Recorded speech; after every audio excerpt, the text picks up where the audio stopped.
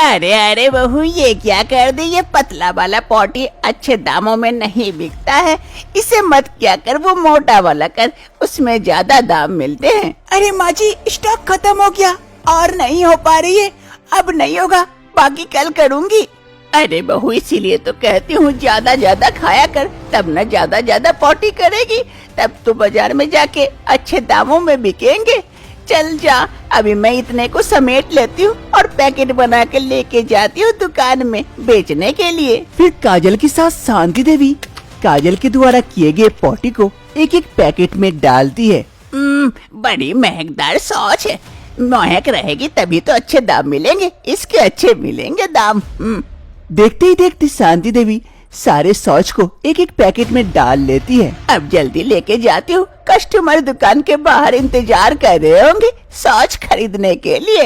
अरे चाची जल्दी दो, घर में बहुत सारा काम है। अरे हाँ दीदी, जल्दी करो जरा सा। अरे हाँ दे रही हूँ, एक एक करके आओ और लेके जाओ। वैसे भी आज ज्यादा स्टॉक नहीं है। फिर सभी एक एक करके आते हैं, पैसे देते हैं और शांति देवी से उसकी बहू का सॉस खरीद कर लेके जाते हैं। अरे आज इतने ही पैसे हुए, कल बहू को कहूँगी ज्यादा करके सॉस करे, ज्यादा पैसे मिलेंगे। आखिर यहाँ पर शांति देवी अपनी बहू का सॉस क्यों बेचती है और सभी गांव वाले इस सॉस को खरीदने के लिए लाइन में क्यों लग के लेते हैं? आखिर इस सॉस में क्या है, जानने के लिए कुछ दिन पहले चलते हैं। काजल और सूरज की शादी हो जाती है। इस शादी से शांति देवी काफी खुश थी, क्योंकि उसके घर बहू आ रही थी और उसे अब घर का सारा काम अकेले खुद नहीं करना पड़ेगा। आप लोगों की शादी संपन्न हुई, बड़ों का आशीर्वाद लीजिए और खुशी खुशी आगे की जिंदगी बिताएं। शादी की दूसरी सुबह शांति देवी हॉल में बैठी हुई थी, तभी उसकी बहू काजल चाय लेकर वहाँ पहुँचती है। माँ जी गुड मॉर्निंग, ये लीजिए चाय। अरे बहू, सूरज कहाँ गया? वो नहीं आया? अरे माँ, आज ऑफिस में कुछ खास मीटिंग है, इसलिए मैं ऑफिस निकल रहा हूँ। अरे काजल, तुम माँ के साथ बैठकर चाय पी लो और गप्पे भी लगा लो, तब तक मैं चलता हूँ, बाय। ये कहते हुए सूरज ऑफिस के लिए चला जाता है। अरे बहू, आओ तुम ही बैठो, हम दोनों मिलके चाय पीते और कुछ बातें भी करते हैं। फिर काजल जाकर अपनी सास के बगल में बैठ जाती है। चाय पीने के साथ साथ खूब बातें भी करती है। सूरज एक बड़े से प्राइवेट ऑफिस में अच्छे पोस्ट पर काम करता था। आज भी वो मन लगाकर काम ही कर रहा था। तभी वहाँ पर सेठ जी आते हैं। अरे सूरज, कैसे हो? अरे सर, आइए आइए। Good morning sir. मैं तो अच्छा हूँ, आप बताएं। अरे सूरज, अब क्या ही बताऊँ, बुरा दिन चल रहा है। क्यों सर, क्या हो गया? अरे सूरज, बहुत सारी परेशानियाँ आ रही थी इस कंपनी को चलाने में, इसीलिए इस कंपनी को मैंने बेच दिया। ये क्या कह रहे हैं सर, आपने कंपनी बेच दी? हाँ सूरज। तो सर हम लोग? अब सूरज हम कर भी क्या सकते हैं, तुम्हें अब दूसरी नौकरी ढूंढनी पड़ेगी। इस कंपनी में तो अब नौकरी मिलने से रही, वो लोग अपना स्टाफ लगाएंगे, वरना मैं तुम जैसा होनहार एम्प्लॉय को थोड़े ना छोड़ता। तुम काफी मेहनती हो, देखना तुम्हें इससे भी अच्छी नौकरी मिल जाएगी। चलो अपना ध्यान रखना। ये कहते हुए सेठ जी वहाँ से चले जाते हैं और इधर सूरज काफी परेशान हो जाता है ये बात सुनकर कि उसकी नौकरी जा चुकी है। अरे मेरी नौकरी चली गई, अब मैं कहाँ से दूसरी नौकरी ढूंढ पाऊंगा इतना जल्दी? मेरा घर का सारा खर्चा तो इसी नौकरी से चलता था, अब क्या होगा? शाम का वक्त हो रहा था। सूरज काफी परेशान कमरे में बैठा हुआ था। तभी वहाँ पर काजल आती है। अरे सूरज, क्या हुआ, इतने परेशान क्यों हो सूरज? अरे काजल, मेरी नौकरी चली गई है, दूसरी नौकरी नहीं मिली है, तो परेशान ना हो तो और क्या हूँ काजल, बताओ। अरे सूरज, देखना दूसरी नौकरी जल्दी मिल जाएगी तुम्हें। बस इसी आशा में तो हूँ जल्द ही मिल जाए। ऐसे ही दिन बीतने लगते हैं। एक सुबह सूरज हॉल में बैठा हुआ था, काफी परेशान था। अरे क्या हुआ सूरज, आज काफी परेशान नजर आ रहे हो? अरे काजल, आज EMI का लास्ट डे है। आज मैं अगर EMI नहीं दे पाया तो मेरे ये घर बिक जाएंगे। अरे बेटा, ये क्या कर रहे हो, ये घर बिक जाएगा तो हम लोग कहाँ रहेंगे बेटा? अरे माँ, अब मैं क्या करूँ, इतना बड़ा घर अफोर्ड नहीं कर सकता, कहीं छोटे घर में जाके शिफ्ट होना पड़ेगा। हे ऊपर वाले, ये क्या दिन दिखा रहे हो तुम मुझे? मेरे बेटे की तरक्की की जगह ये तो उल्टा हो गया। हम बड़े से छोटे घर में जा रहे हैं। सूरज का घर बिक जाता है। वो बड़े घर से एक छोटे से घर में आ जाते हैं गांव में, जहाँ एक कमरे में ही सब कुछ था, रसोई से लेकर बेडरूम तक। ये लो सूरज, खाना खा लो। अरे काजल, ऐसा खाना तो हम कभी नहीं खाते थे। देखो नसीब ने क्या खेल खेला, हमें ये खाना भी खाना पड़ रहा है। अब क्या करें सूरज, जो है वही करना पड़ेगा। दूसरी सुबह का वक्त हो रहा था। काजल जल्दी से घर से निकलती है और शौच के लिए जाती है। अरे बड़ी जोर की शौच लगी है, लेकिन ऐसे खुले में कहाँ करूँ शौच, किधर जाऊँ? काजल को बड़ी जोर की शौच लगी थी। वो शौच करने के लिए इधर उधर देखती है और आगे बढ़ती है। काजल जल्दी जल्दी से शौच के लिए नदी किनारे आ पहुंचती है। अरे अब मैं कहाँ शौच करने बैठूं? काजल को समझ में नहीं आ रहा था कि वो शौच करने के लिए कहाँ बैठे।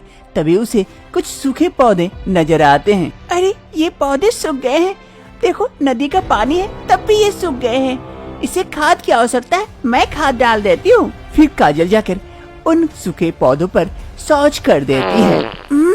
हो गया, पेट खाली, अब अच्छा लग रहा है। पौधे अब तुम लोग भी खिल जाना, तुम्हें खाद मैं डाल दी, तुम लोगों का कोई नहीं है तो क्या हुआ, मैं हूँ ना। काजल शौच करने के बाद वहाँ से चली जाती है। दूसरी सुबह काजल फिर से शौच करने के लिए उसी जगह पर आती है। आकर देखती है जो वो देखकर शॉक्ड हो जाती है। अरे ये क्या, इतने बड़े बड़े अच्छे पौधे हो गए, कल तो यहाँ पर सूखी डालियाँ पड़ी हुई थी। क्या मेरा शौच इतना ज्यादा खाद देता है पौधों को? मेरा भ्रम भी तो हो सकता है। आज इधर शौच करती हूँ, इन पौधों पर देखती हूँ कल क्या होता है। फिर काजल उसके बगल में कुछ सूखे पौधे थे, उसमें शौच कर देती है। और शौच करने के बाद हो गया शौच, अब देखती हूँ, अब तुम लोग भी कल खिल जाना। शौच करने के बाद काजल फिर से घर की ओर चल देती है। फिर दूसरी सुबह जब काजल शौच करने के लिए उसी जगह आती है, आकर देखती है चारों तरफ पौधे खिले खिले हैं। अरे ये क्या, सच में मेरा शौच तो बड़ा जबरदस्त है, किसी भी मरे हुए पौधे को जीवित कर सकता है। मुझे इस बारे में सूरज को बतानी चाहिए।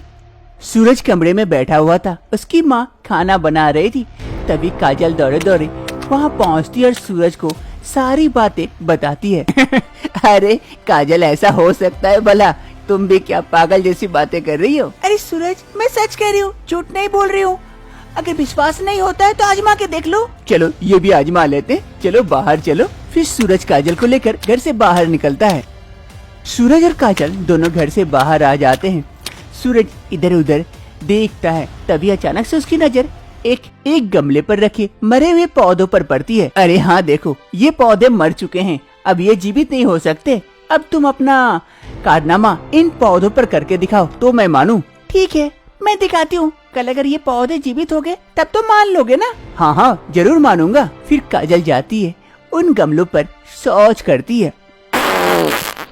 चलो हो गया सूरज, चलो यहाँ मैं कर दी, अब चलो कल आकर देखते हैं। दूसरी सुबह जब सूरज और काजल वहाँ पर आते हैं, सूरज देखकर शॉक्ड हो जाता है। अरे ये क्या, सच में तुम्हारे शौच में तो जादुई खाद है, किसी भी मरे हुए पौधों को भी जीवित कर सकता है, और उसमें देखो फल भी लग गए, इतनी जल्दी वृद्धि। अरे सूरज, मैं कह रही थी ना।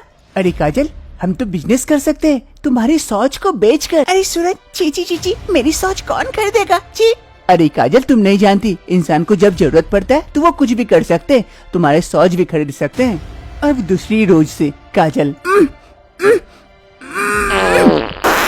गुड जॉब काजल, और दूसरी जगह जाओ और करो। अरे माँ, तुम क्या कह रही हो? जल्दी जल्दी से पैकेट बनाओ, उसे बाहर ले जाकर बाजार में बेचना भी तो है। अरे चीची, मैं जिंदगी में कभी नहीं सोची थी कि बहू का शौच उठाऊंगी, ऐसे पैकेट में डालूंगी। ची ची ची ची, कितनी महकदार शौच है। अरे माँ, पैसे इतने आसानी से नहीं मिलते, और पैसे कमाने के लिए कुछ भी करना चाहिए। चलो चलो जल्दी जल्दी उठाओ, पैकेट बनाओ। दुकान के बाहर कस्टमर हमारी राह देख रहे होंगे। इधर काजल एक एक करके शौच करती है, और उसकी सास वो शौच को उठाकर पैकेट में डालकर पैकेट बना रही होती है। काजल की इस शौच के बारे में पता चलते पूरे गांव वाले उठकर आ जाते हैं शांति देवी के दुकान, जहां पर शुद्ध शौच मिलता है। अरे माँ जी, जल्दी से एक पैकेट शौच दे दीजिए, आपके इस शौच के कारण तो हमारी जिंदगी बदल गई, पौधों में बड़े बड़े फल आने लगे हैं, काफी फायदा हो रहा है हमें। ये लो भाया, लो एक पैकेट सॉस। अरे दीदी, आपकी बहू नहीं होती तो न जाने हमारा क्या होता। हमारा बिजनेस तो चौपट हो गया था। अब देखिए बिजनेस हवा में उड़ रहा है, कितने सारे फल हो रहे हैं। हम लोग बेच के तो अमीर बन जाएंगे। बस आपकी बहू सौच करती रहनी चाहिए। अरे सुशीला, तुम लोगों की कृपा रहे तो हमारी बहू सौच करती रहेगी और तुम लोगों को लाभ मिलता रहेगा। अब जल्दी जल्दी करो और आगे बढ़ो, आगे कस्टमर भी खड़े हैं ना। ऐसे ही शांति देवी की दुकान चल पड़ती है उसकी बहू काजल की सौच बेच कर, और उन्हें काफी ज्यादा फायदा भी होता है। सूरज का ये बिजनेस चल पड़ता है और कुछ ही दिन में वो फिर से एक नया सा बड़ा सा घर खरीद लेते हैं। पहले अब सूरज का परिवार फिर से पहले जैसा हो जाता है। अरे माँ, ये काजल कहाँ गई? अरे बेटा, अभी तो यही थी, न पता कहाँ चली गई। अभी पुकारती हूँ। अरे काजल बेटा। हाँ माँ जी, बिजनेस बढ़ाने का कोशिश कर रही हूँ, आती हूँ।